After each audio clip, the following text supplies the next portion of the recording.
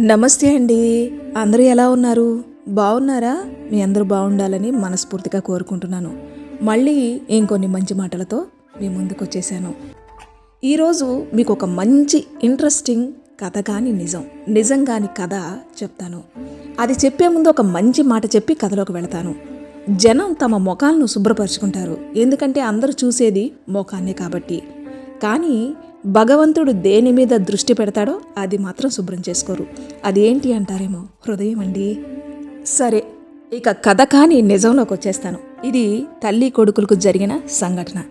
తల్లి తన కొడుకు గురించి ప్రార్థించి అలిసిపోయి నిద్రలోకి జారుకుంటుంది. మరుసటి రోజు ఉదయమే బెల్లు మోగడంతో ఈ యువకుడు వెళ్ళి తలుపు తీస్తాడు. ఎదురుగా చాలా ఆకర్షణీయంగా చాలా అందంగా ఉన్న ఒక వ్యక్తి ఈ యువకుడు ఎదురుగా నిలబడి ఉంటాడు. ఈ యువకుడు అంటాడు, ఎవరు మీరు అనగానే ఆ ఎదురుగా నిలబడిన వ్యక్తి అంటాడు, నీకోసమే ప్రత్యేకించి వచ్చాను, నువ్వు నన్ను గుర్తుపట్టలేదా అని అడుగుతాడు. మీరు చెప్పేది నాకు అర్థం కావట్లేదు, మీరెవరు అని మళ్ళీ యువకుడు అడుగుతాడు. అందుకు ఆ ఎదురుగా నిలబడిన వ్యక్తి అంటాడు, నేను ఆయననే అని వివరంగా చెప్తాడు. ఈరోజు నీ దగ్గర కారు, బంగ్లా, సుఖ సంతోషాలతో ఉన్నావంటే నా వల్లనే అంటాడు. వెంటనే యువకుడు అంటాడు, భగవంతుడివా ఏంటి అని అంటాడు. దానికి ఆ ఎదురుగా నిలబడిన వ్యక్తి అంటాడు, అవును, నేను భగవంతుణ్ణే. నువ్వు చాలాసార్లు విసుక్కున్నావుగా, దేవుడు ఎక్కడుంటాడు, దేవుడు అనేవాడు ఉన్నాడా అని. ఈరోజు ప్రత్యేకంగా నిన్ను కలవడానికి వచ్చాను. నేను నీకు తప్ప ఇంకెవ్వరికీ కనపడను. ఈ రోజంతా కూడా నీతోనే ఉంటాను అని చెప్తాడు. దానికి ఆ యువకుడు, ఏంటి, ఈ రోజంతా నాతోనే ఉంటావా?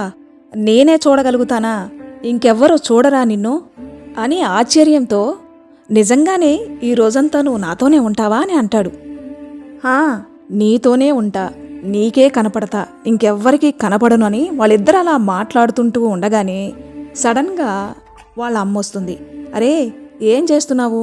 డోరు బయట నించొని లోపలికి రా, ఎవరూ లేరుగా అక్కడ అంటుంది.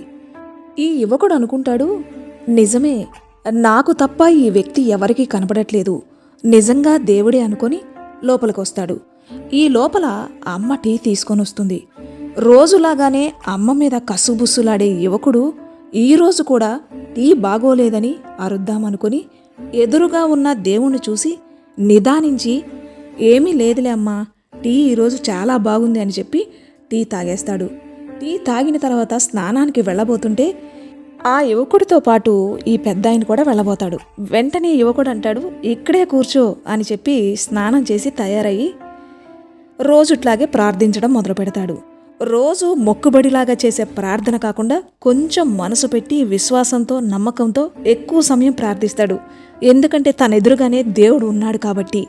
ఇక ప్రార్థన ముగించుకున్న తర్వాత బయటికి వెళ్ళి కారులో కూర్చుంటాడు. తన పక్క సీట్లోనే దేవుడు కూడా కూర్చుంటాడు. ఎందుకో ఆ యువకుడికి చాలా ఆశ్చర్యంగా ఉంటుంది, నాతో పాటు దేవుడు ఉన్నాడా అని. అలా కారులో ప్రయాణిస్తూ ఉన్నప్పుడు ఈ యువకుడికి ఫోన్ కాల్ వస్తుంది. ఈ యువకుడికి కారు తోలుతూ కూడా ఫోన్ రిసీవ్ చేసుకోవడం అలవాటే. కానీ ఆ రోజు ఎందుకో పక్కనే దేవుడు ఉన్నాడు అనుకుని కారును పక్కకు ఆపి రూల్స్ను పాటించి కాల్లో ఒక డీల్ గురించి మాట్లాడటం జరిగిద్ది. ఈ యువకుడు ఫోన్లో మాట్లాడుతూ అలవాటు ప్రకారం ఎదుటి వ్యక్తితో అంటాడు, నాకు కమిషన్ ఎంత ఇస్తావు అని అడగబోయి పక్కనే ఉన్న దేవుణ్ణి చూసి ఏమనుకుంటాడో నా గురించి అనుకొని, సరే నేను ఆఫీస్కి వచ్చి మాట్లాడతాను, నీ పని అయిపోతుందిలే అని చెప్పి ఫోన్ పెట్టేస్తాడు. ఆఫీసులో అడుగు పెట్టగానే అందరి మీద చిర్రుబురులాడే యువకుడు ఆ రోజు ఎందుకో అందరితో ప్రశాంతంగా మాట్లాడతాడు. ఎందుకంటే పక్కనే దేవుడున్నాడు కాబట్టి. ఆఫీసులో అందరూ ఆశ్చర్యపోతారు, ఏమైంది మా సార్కి, ఈరోజు అందరితో చాలా ప్రశాంతంగా మాట్లాడుతున్నారు అనుకొని చాలా సంతోషపడతారు. ఆ రోజంతా ఆ యువకుడు చాలా ప్రశాంతంగా గడుపుతాడు. ఎందుకు ఆ యువకుడికి చాలా ఆశ్చర్యంగా ఉంటుంది. ఎందుకు నేను ఈరోజు ఇంత ప్రశాంతంగా ఉన్నాను, నా పక్కన దేవుడు ఉన్నందుకేనా అని అనుకుంటాడు. ఆఫీసులో పని అయిపోతుంది. ఇక ఇంటికి వెళదామని బయలుదేరుతుండగానే తనకంటే ముందుగానే ఆ పెద్దాయన కారులో కూర్చొని ఉంటాడు. వెంటనే యువకుడు ఆ పెద్దాయనతో అంటాడు, సీట్ బెల్ట్ పెట్టుకోండి, మీరు కూడా రూల్ ఫాలో అవ్వండి అని అంటాడు. అతను సీట్ బెల్ట్ పెట్టుకుంటాడు. ఇక బయలుదేరి ఇంటికి చేరుకుంటారు ఇద్దరు. డిన్నర్ రెడీగా ఉంది. టేబుల్ మీద అమ్మ ఎదురు చూస్తుంది నా కోసం. నాతో పాటు ఆ పెద్దాయన అంటే దేవుడు కూడా కూర్చొని ఉంటాడు. నేను భోజనం తినేటప్పుడు ప్రతిదానికి వంక పెట్టేవాణ్ణి. కానీ ఆ రోజు ఎటువంటి వంక పెట్టకుండా నా జీవితంలోనే మొదటిసారి అని చెప్పి అన్నంలో నుంచి ఒక పిడికెడు ముద్దను తీసుకొని నా ఎదురుగా కూర్చున్న ఆ పెద్దాయనికి అంటే ఆ దేవుడి చేతికిచ్చాను తినమని. ఆయన ఆ ముద్దను తిన్నాడు. తర్వాత నేను కూడా భోంచేశాను. డిన్నర్ కంప్లీట్ అయిపోయింది. ఈరోజు అమ్మ కూడా చాలా ఆశ్చర్యపోతూ అంటుంది, భోజనంలో వంక పెట్టలేదేంటి, ఈరోజు ఏమీ అనలేదేంటి, అది బాగోలేదు ఇది బాగోలేదు, దాంట్లో కారం ఎక్కువైంది దీంట్లో ఉప్పు తక్కువైందని ఏదో ఒకటి అంటుండేవాడివి కదా, ఈరోజు ఏమీ అనకుండా తినేసావని అంటుంది. ఏమైంది నీకు ఈరోజు అని ఆ అమ్మ యువకుడిని అడుగుతుంది. దానికి ఆ యువకుడు అంటాడు, అమ్మా నువ్వు పెట్టిన భోజనం నేను ఈరోజు ప్రసాదంలా తీసుకున్నాను. దేవుడు ప్రసాదాన్ని ఎవరైనా వంక పెడతారా అని అంటాడు. ఆ అమ్మ చాలా సంతోషపడుతుంది. నా కొడుకు మాటలు పూర్తిగా మారిపోయాయి, ఏదో తెలియని మార్పు నా కొడుకులో కనపడుతుంది అని అనుకొని కొంచెంసేపు ఆగి నిద్రపోవడానికి వెళ్ళిపోతుంది అమ్మ. అలాగే కొడుకు కూడా తన రూముకు వెళతాడు. ఈ లోపల ఆ పెద్దాయన అక్కడికి కూడా వచ్చి కూర్చుంటాడు. ప్రతిరోజు రాత్రులు నిద్ర పట్టక బుక్స్ చదివి లేదంటే మ్యూజిక్స్ విని నిద్రపోయేవాణ్ణి ఎప్పటికో. కానీ ఆ రోజు ఎందుకో ఆయన్ని చూస్తూ చాలా చక్కటి నిద్రపోయాను, మంచి నిద్రపోయాను. సడన్గా మా అమ్మ అరుపు వినిపించి లేచాను. నేను చుట్టూరా చూశాను, ఆ పెద్ద మనిషి ఎక్కడా కనిపించలేదు. నాకు చాలా ఆశ్చర్యం అనిపించింది.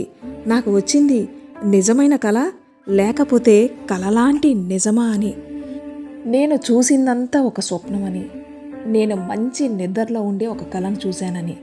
కానీ నిజమేంటంటే జీవితం అని నిద్రలో ఉన్న ఆ కళ నన్ను నిద్ర నుండి లేపింది. అలాంటి కళ నన్ను లేపి చెబుతుంది, నిన్ను వలే నీ పొరుగువారిని ప్రేమించు అని. వెంటనే నాకు మా అమ్మ గుర్తొచ్చింది. ఆమె తండ్రి చనిపోయిన ఎంతో కష్టపడి నన్ను పెంచి పెద్ద చేసింది. ఆమె చేసిన ప్రతిదానికి నేను వంకలు పెడుతూ కోపడుతూ ఉండేవాణ్ణి. నేను ఎంత తప్పు చేశానో నాకు అప్పుడు అనిపించింది. వెంటనే వెళ్ళి నా తల్లిని కౌగిలించుకొని క్షమించమని కన్నీళ్లు పెట్టుకున్నాను.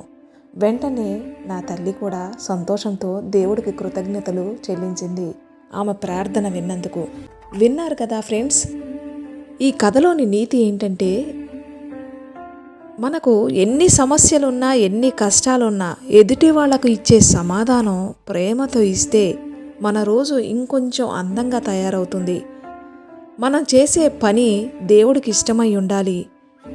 ఎందుకంటే దేవుడు ఎప్పుడూ కనపడడు, ఆయన నిన్ను కనిపెడుతూ ఉంటాడని గుర్తుంచుకో. నీ తల్లిదండ్రులను సన్మానించడం నేర్చుకో, గౌరవించడం నేర్చుకో. వాళ్ళు దీవించే ఆశీర్వాదాలు నిన్ను ఉన్నతమైన శిఖరాలకు చేర్చగలవని గుర్తుంచుకో. విన్నారు కదా ఫ్రెండ్స్, మీకు కనుక నచ్చినట్లయితే మీరేమైనా కామెంట్ చేయాలి అనుకుంటే కామెంట్ బాక్స్లో కామెంట్ చేయండి. మళ్ళీ ఇంకొన్ని మంచి మాటలతో నెక్స్ట్ వీడియోలో కలుస్తాను. అంతవరకు సెలవు.